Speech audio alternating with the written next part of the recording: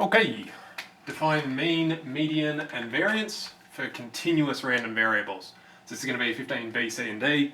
15E is not technically on the syllabus, even in a normal year, so I'm going to leave that as interest for you guys. If you want to chase it up, that's fine. I can teach it to you in a meeting, but I won't put it in this one.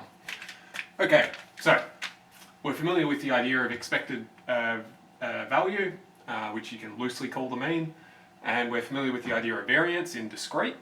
Now we want to transfer this across to continuous. Alright, well, there's a slight problem here because we've got infinitely many of them. And if we go back to our original definition for expected value, it was do each of the values multiply by whatever their probability is, and then add all those up. Well, we've got infinitely many of those, so that's going to take too long, and each of the probabilities of one of the continuous is 0. So I've got an infinite number of zeros and we're trying to add those up. Well, that's really going to become troublesome. So we switch modes and go, well, hang on, we're counting infinitesimals, so usually a good idea at that point is to switch to calculus. So what we want is whatever the probability is, remember that these functions represent the probability at that position, multiply by whatever the value is, okay, fine, and then integrate across whatever space you've got. I've put negative infinity to infinity here. Technically, they're all defined across that. It's just for most of it, well, for almost all of it, it will be 0. So you might have some random distribution going from A to B. I've put the infinities that technically say, oh, we're actually adding up all these zeros as well, but obviously they won't make any difference. So when you do this for reality's sake, you'll only go from A to B. Beautiful. Okay, fine. Well, what about medians? Okay, so hopefully we remember the idea of a median. It might have been a few years since you've touched that. So median you can think of as the middle value.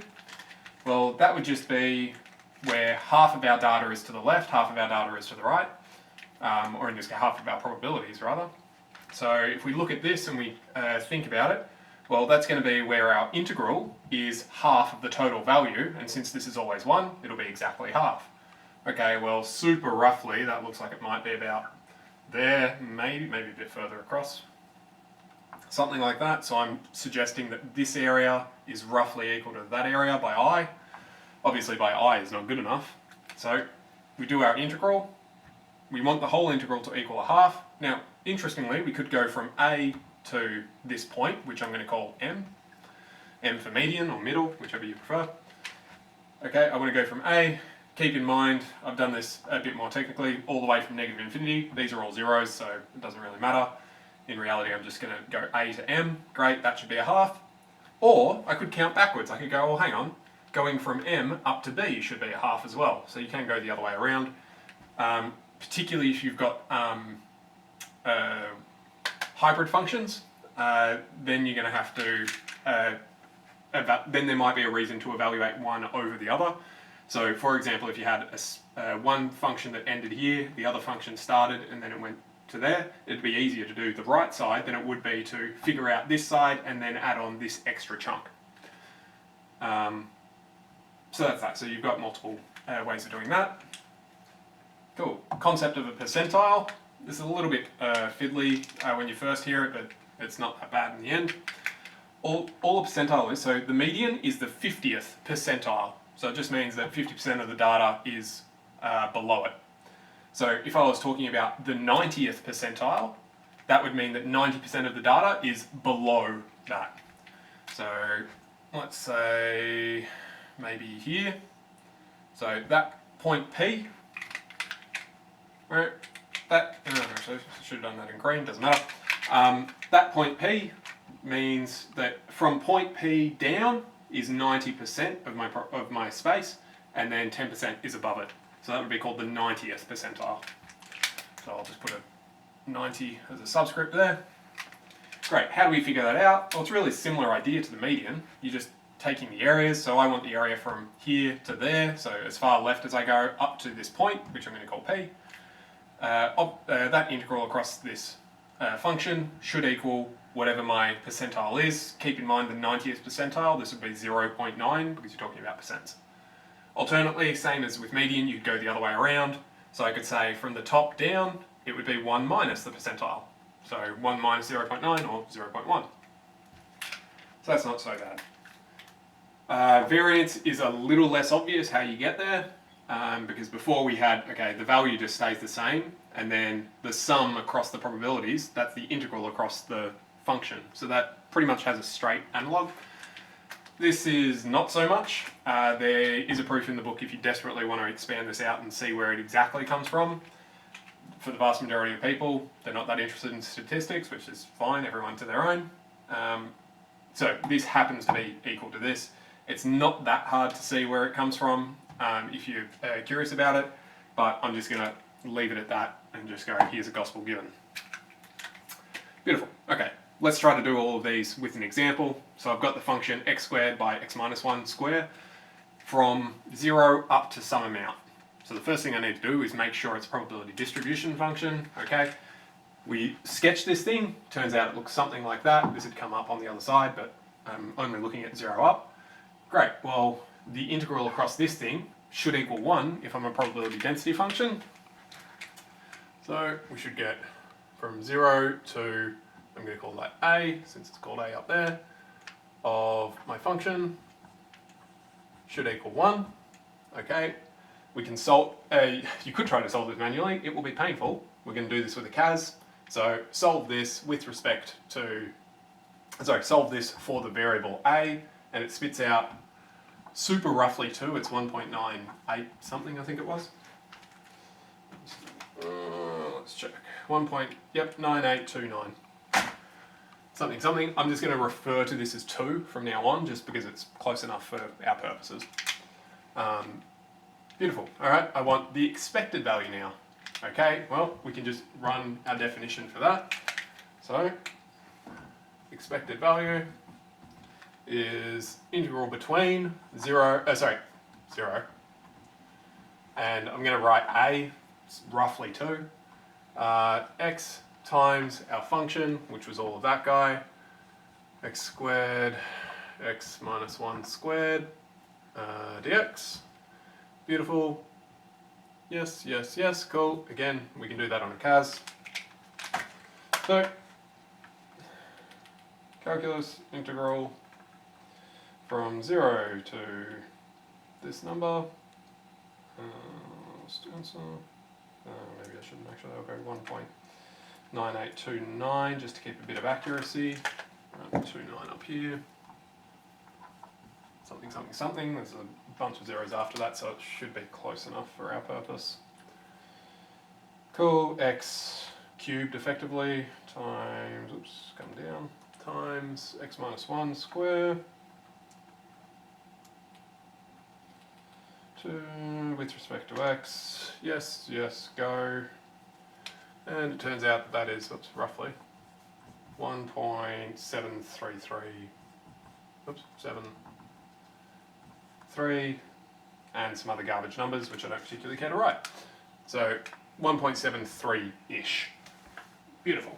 A lot of the time in probability and stats you'll be given cas for it and it would say to 4 decimal places or arbitrarily not arbitrarily, but specifically some other number. Beautiful. So we've got our expected value. Fantastic. Okay, what about the median? Alright. Well, the median of this thing, well, that means either go left to right, so I could go 0 to what I'll call m of my function, should equal a half. We'll put colon there. Cool. Or I could do m up to a, my endpoint, of the function equals a half. Either way, totally fine. I should have dx's in here. I'm not being so sloppy. Go. Calculus. Integral 0. Oh, sorry, we're going to have to solve this, sorry. So, algebra, solve, or just type in solve. Now calculus integral between 0 and I'm going to call it m. Function of x, which was x squared, coming down, times bracket x minus 1 square.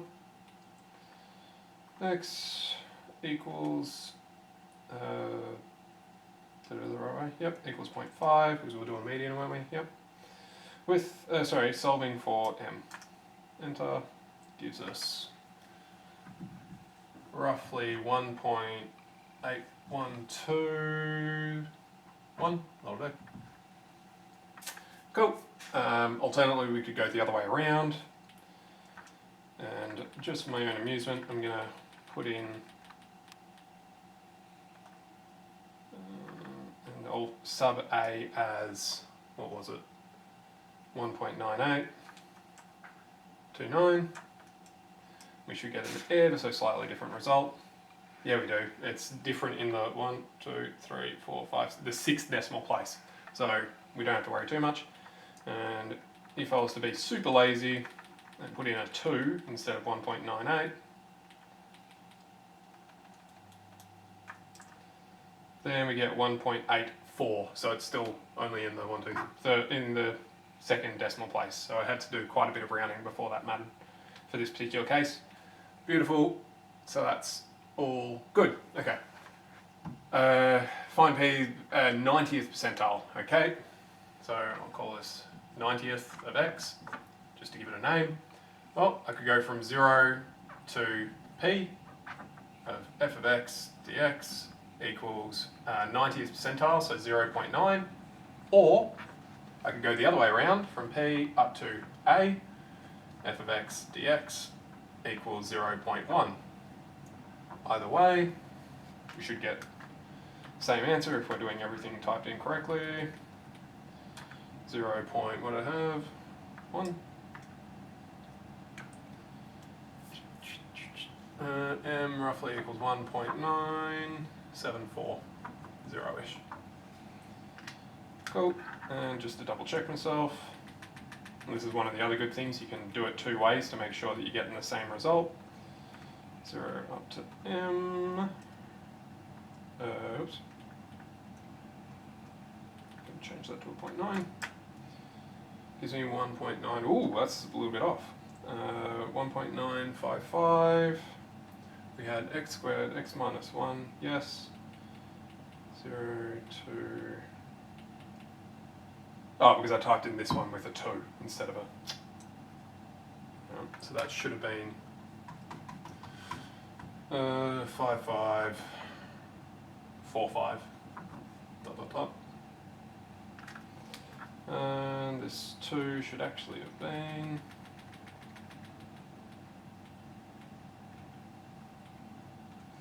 1.9829. Bang. 1.95545. Yep, and that varies after the 7th decimal place. So perfectly sufficient accuracy. Fantastic. So that's 9th percentile, and similar story if you want to change out for other percentiles. Obviously, that 90 affects this, and then that's going to be 1 minus whatever that is.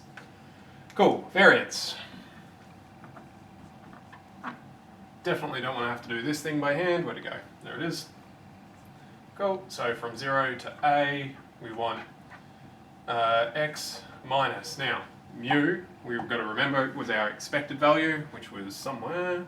Expected value there, 1.73-ish squared, yeah, times by f of x, which is all of this thing, which x squared by x minus 1 squared dx. Cool. Technically, could you do this by hand? Yes. Would you want to? Definitely not. Particularly with that crap number in there, actually. That's fine, that's fine, yes. Roughly equals some terrible number. Okay. Integral from 0 up to 1.9872, was it? No, 29, way off. Of, open bracket, x minus 1.73. That'll be enough accuracy, won't it? How many did that go to? 1.7, oh maybe not, 1.733, 8976. That'll be overkill accuracy. That's a 0 after that. Alright. Just copy that whole number down.